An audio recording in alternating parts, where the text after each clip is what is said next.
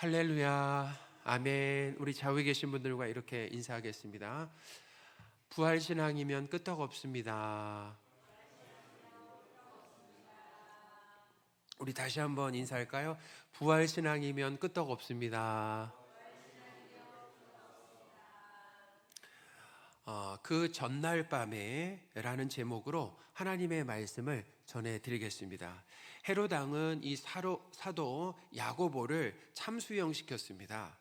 유대인들이 기뻐하는 것을 보고 또 베드로까지 죽이려고 했는데요. 베드로를 체포한 때가 무교절 기간이다라고 기록을 하고 있습니다.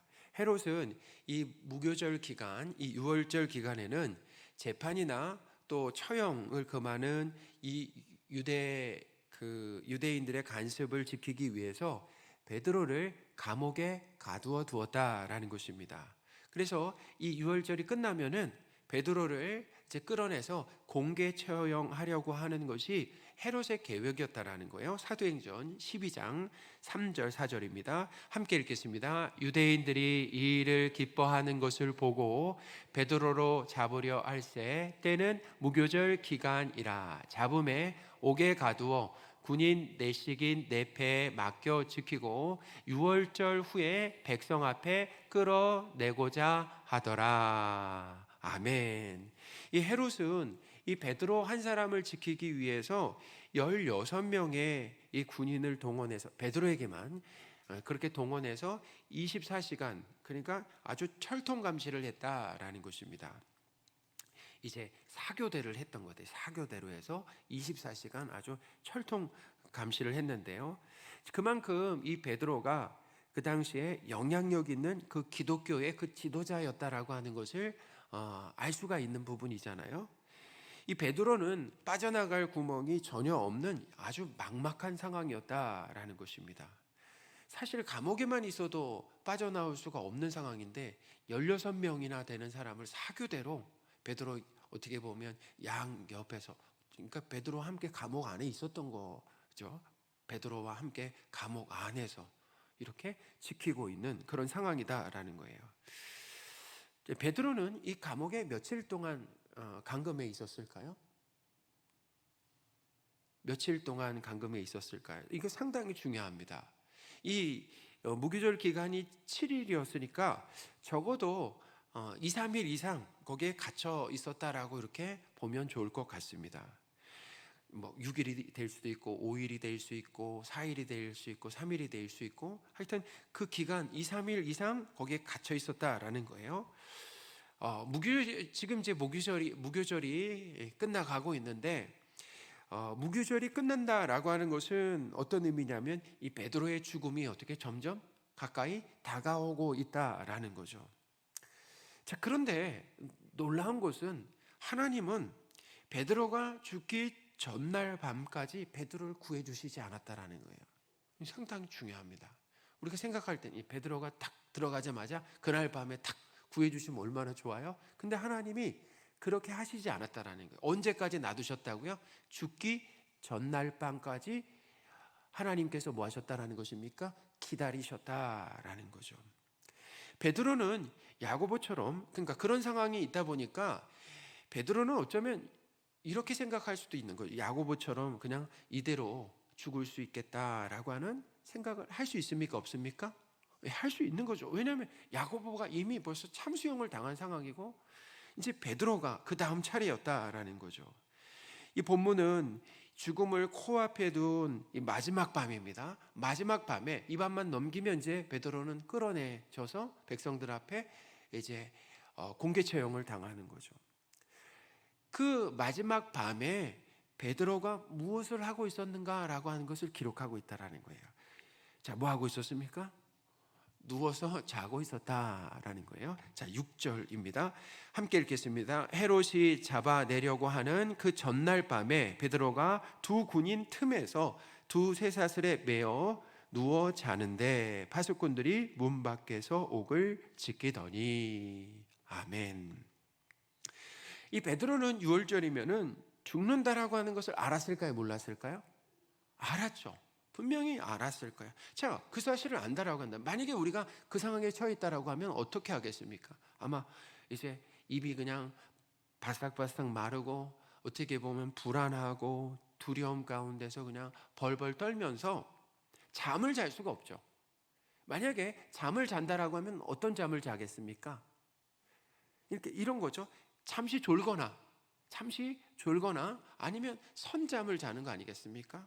근데 베드로는 어떤 잠을 잔 거예요? 깊이 잠들었다. 깊은 잠을 잤다라는 것입니다. 이게 상당히 중요하다라는 거예요. 그것도 보니까 오늘 본문에 보니까 허리에 띠도 풀었어요. 그리고 신과 겉옷까지 벗고서 어떻게 잔 겁니까? 아주 편하게 잤다라는 거죠. 죽음을 앞둔 이 사람의 모습이라고는 이렇게 믿을 수 없을 정도로 어떻게 보면 좀 초연한 모습이었다라는 거죠. 자, 그때 갑자기 주의 사자 곧 천사가 어떻게 해요? 감옥에 나타났다라는 것입니다. 천사는 뭘 했습니까? 이 잠자고 있었던 베드로의 옆구리를 쳤다라고 이렇게 쳐서 깨웠다라고 기록을 하고 있어요. 자, 7절입니다. 같이 읽겠습니다. 호련히 주의 사자가 나타나 옥중에 강철가 빛나며 또 베드로의 옆구리를 쳐 깨워 이르되 급히 일어나라 하니 쇠사슬이 그 손에서 벗어지더라. 아멘. 천사가 잠자고 있었던 베드로를 깨울 때 사실 여러 가지 방법을 사용했습니다. 우리가 이걸 생각해보면 여러 가지 방법을 사용했어요. 자, 근데 본문에 부각되는 건 뭐냐면은 때려서 깨웠다라고 하는 것. 보통 우리는 사람을 잠자고 있으면 깨우려면 어떻게 깨웁니까? 예? 살살 흔들어서 깨워야 돼. 자고 있는데 때려서 깨우진 않잖아요. 흔들어서 깨우는 것이 정상입니다. 근데 그때 베드로는 깊이 잠들어 있었기 때문에 흔들어서 깨운 게 아니라 천사가 어떻게 옆구리를 그냥 세게 때린 거죠. 쳐서 깨웠다라는 거예요. 그러니까 이것을 통해서도 베드로가 깊이 잠들었다라는 것을 알 수 있죠. 사실 천사는 이 베드로의 옆구리를 쳐서 깨우기 전에 먼저 뭘 했습니까? 불을 켰어요. 자, 뭐를 켰다고요? 불을 켰다라는 거예요. 우리도 이렇게 불 끄고 자고 있다가 불 켜면 어때요? 깰 수 있잖아요. 그러니까 이 감옥을 빛으로 환하게 밝혔다라는 것입니다. 천사가 말이에요. 근데 베드로가 일어났습니까? 안 일어났습니까? 일어나지 않았다라는 거죠. 그러니까 그래서 천사가 깊이 잠든 베드로를 어떻게 해요? 깨운 거예요. 그리고 일어나라라고 하는 말까지도 했다라는 거죠. 이 베드로의 모습이라고 하는 것은 큰 풍랑 가운데 잠들어 계신 그 예수님의 모습과 비슷했다라는 거예요. 마태복음 8장 24절입니다. 같이 한번 읽겠습니다. 바다에 큰 놀이 일어나 배가 물결에 덮이게 되었으되 예수께서는 주무시는지라. 아멘. 죽음의 이 공포를 느낄 만한 큰 폭풍이 있었습니다. 이 배에 탔던 제자들은 다 뭐냐면 죽겠다라고 아우성쳤어요. 모두 다, 한 사람도 예외 없이 말이죠. 근데 예수님께서 그런 상황 가운데서 주무셨다라고 하는 것은 어떤 의미가 있냐면 그 상황이 예수님께는 하나도 두렵지가 않다라는 거예요. 그 상황이 뭐라고요? 예수님께는 하나도 두렵지 않았다라는 것입니다. 베드로도 마찬가지예요. 이미 야고보는 참수형을 당한 상황이었습니다. 그리고 이제 몇 시간이 있으면 베드로도 죽게 될 그런 상황이었는데 깊이 잠을 잤다라고 하는 것은 죽음을 두려워하지 않았다라는 것입니다. 할렐루야. 죽음을 두려워하지 않았다라는. 베드로는, 자, 그럼 베드로가 죽음을 두려워하지 않은 이유가 이제 여기 있으면은 하나님이 곧 또 천사 보내주셔가지고 꺼내주시겠지 라고 하는 어떤 그것을 철석같이 믿고 평안했던 것이 아니다라는 거예요. 왜냐하면 하나님은 어때요? 이 죽기 마지막 날까지, 마지막 밤날까지 어떻게 해요? 베드로를 탈출시켜 주지 않으셨다라는 것입니다. 그러니까 그 기간이 있었다라는 거예요. 그 기간이 있었죠. 하나님 그 기간을 베드로에게 허락하셨습니다. 베드로가 그 기간 가운데 어떻게 반응하는가라는 것을 우리에게도 보여주시는 거예요. 베드로도 이 천사를 통해서 극적으로 이제 감옥에 나올 때, 이제 천사를 통해서 하나님이 천사를 보내셨습니다. 이 감옥에. 그리고 하신 일이 무엇입니까? 천사를 통해서 베드로를 감옥에 이렇게 나오게 하실 때, 감옥에서 나오게 하실 때 베드로는 이렇게 했어요. 이게 환상인가 생신가 몰랐다라는 거예요. 만약에 하나님의 계획을 알았다라고 한다. 하나님이 천사를 보내셨구나. 그러고 뛰쳐나왔을 거란 말이에요. 근데 뭐라고 그러냐? 나올 때마다 뭐라고 그러냐면 이게 환상인가? 생신가? 그리고 나서 이렇게 감옥에서 탈출했을 때도 하나님께서 베드로가 깨달은 게 있다라고 합니다. 깨달았다라는 거예요. 뭐냐면 하나님께서 천사를 통해서 나를 구원해 주셨구나라는 것을 그때서야 베드로가 뭐 했다고요? 깨달았다라고 기록하고 있다라는 것입니다. 그러니까 이것은 미리 알았다라는 것입니까? 몰랐다라는 거예요. 자, 11절, 12절인데 같이 한번 읽겠습니다. 이에 베드로가 정신이 들어 이르되 내가 이제야 참으로 주께서 그의 천사를 보내어 나를 헤롯의 손과 유다 백성의 모든 기대에서 벗어나게 하신 줄 알았노라 하여 깨닫고. 아멘. 베드로는 이 감옥에서 탈출할 줄 미리 알았거나 예상했던 것이 아니다라는 것입니다. 자, 그렇다면 베드로가 이 죽음 앞에서 죽음을 두려워하지 않았던 이유가 무엇입니까? 상당히 중요하다라는 거예요. 죽음 앞에, 여러분 우리가 아직 죽음 앞에 서보진 못했어요. 여기 우리 대부분 그렇잖아요. 죽음 앞에 서본 분은 아마 거의 없으실 거예요. 한 분도 없으실 거예요. 죽음이 코 앞에까지 와 있는 분들은 없잖아요. 그러니까 모릅니다. 근데 죽음 앞에 선다라고 하면 어떻게 반응하게 될까요? 죽음만, 사실은 사람은 죽음을 좋아하지 않아요. 생각하고 싶어 하지 않습니다. 그리고 나는 안 죽는다라고 생각을 해요. 나만큼은. 다른 사람들이 다 죽어도 나는 안 죽는다라고 생각하는데, 여러분 죽음 생각하면 두려움이 있잖아요. 죽음만큼 큰 두려움은 없습니다.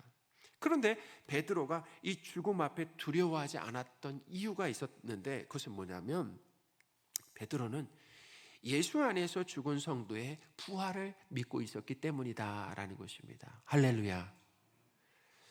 사도 베드로는 감옥에 적어도 지금까지 3번 갇혔습니다.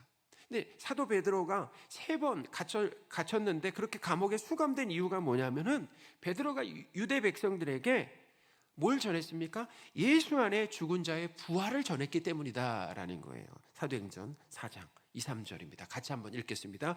예수 안에 죽은 자의 부활이 있다고 백성을 가르치고 전함을 싫어하여 그들을 잡음에 날이 이미 저물었으므로 이튿날까지 가두었으나. 아멘. 이 사도행전에 그 사도들이 처음 그 감옥에 갇혔는데 왜 갇혔다고요?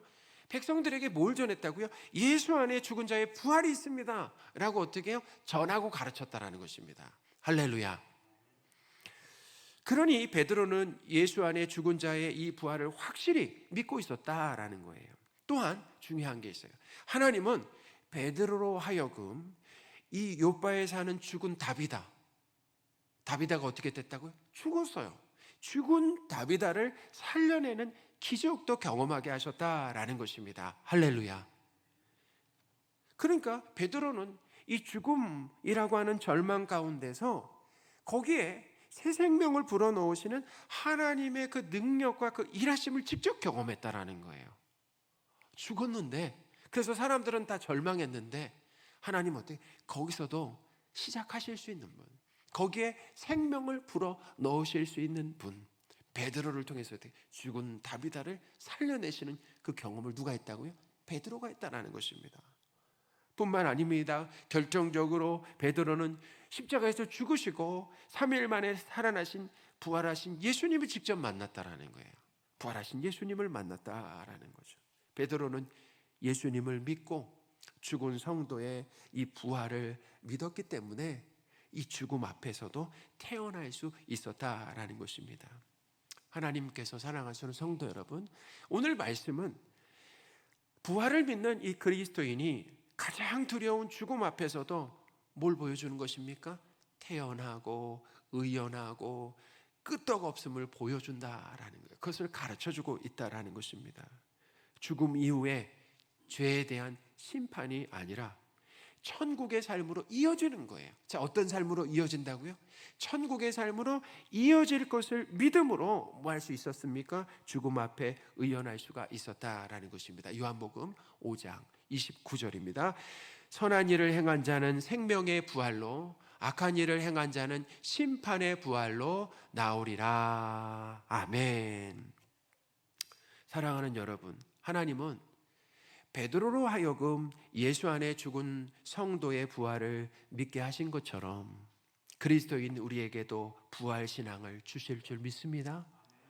이것이 중요해요. 가장 중요합니다. 여러분, 죽음 앞에 섰을 때 뭐가 가장 가치 있는 것인가, 중요한가라는 것이 반드시 드러나게 되어 있다는 것입니다.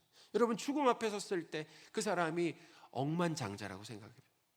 엄청난 부자라고 생각해 보십시오. 죽음을 해결할 수가 있습니까? 죽음에 대한 두려움을 떨쳐낼 수가 있습니까? 그 사람이 대단한 업적을 쌓았고 대단한 인기를 얻었다라고 생각해 보십시오. 죽음 앞에 그것이 그가 이뤄낸 성과 업적이라고 하는 것으로 죽음을 이겨낼 수 있겠습니까? 소용이 없다라는 거예요.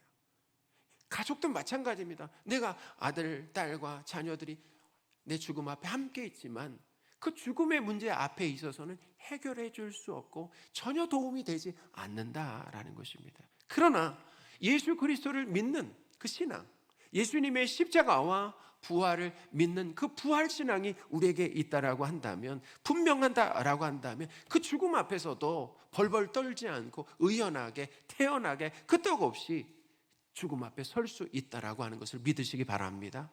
그러니까 기독교 신앙은 그 죽음 앞에서 그 빛이 밝히 드러나게 된다라는 것입니다.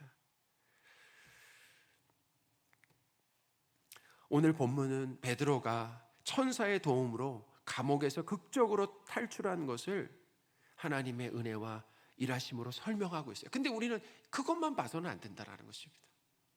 뭐도 있습니까? 또한 이 부활신앙으로 죽음 앞에서도 끄떡없고 태어냈던 베드로의 모습을 보여준다라는 거죠. 이것도 무엇입니까? 하나님의 은혜와 일하심의 결과였다라는 것입니다. 그러니까 두 가지 기적입니다. 오늘 본문은 우리에게 두 가지 기적을 보여주고 있다라는 것입니다. 예수님을 믿는 그리스도인은 죽음이라고 하는 이 문을 열고 지옥이 아니라 천국에서 영원한 삶을 이어갑니다. 이 사실을 굳게 믿으시고 하나님께서 주신 사명을 열심히 감당하며 사시다가 우리에게도 곧 다가올 죽음 앞에 태연하게 맞서시는 저와 여러분들이 되셨으면 좋겠습니다.